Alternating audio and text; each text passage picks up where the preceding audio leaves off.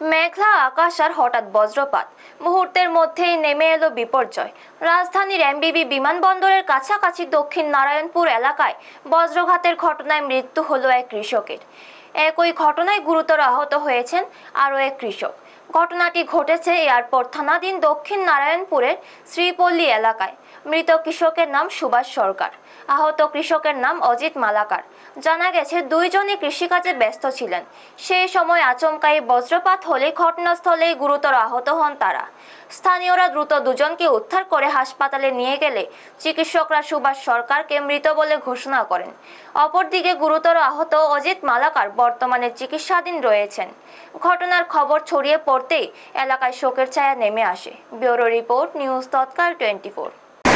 কাজ করতে গেছিল দুজন, কাজ করতে আছে, আটটা করে বৃষ্টি আইসে ঠাড়া পড়ছে, একজন মারা গেছে জায়গাতেই, আরেকজন জীবিত হয়েছে, অনাহত আছে। কালকে কোন সময় সে ঘটনা? কালকে বিকালের সময় 5টা 5:30 বাজে।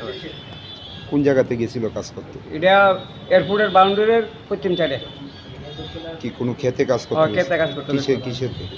ওই মরিচ খেতে আছে, মরিচ খেতে কাজ করতে গেছে। পরে আপনারা কিভাবে খবর পাইছেন? পরে ওই যেতে হাওত হয়েছে, হেতে আপা একটা বাড়িতে গেছে অসুস্থ, গিয়া কয়েছে না, হেতে বেউসে গেছে, কোনো হুশ নেই।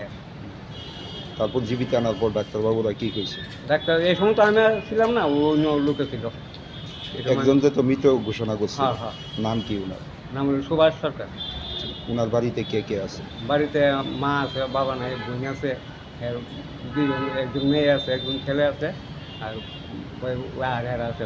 আর আহত যে হয়েছে ওনার নাম কি? ওনার নাম হলো মনু মনু অজিত সরকার। মনু কিছু মনু সরকার না, হ্যাঁ রায় না কি জানি।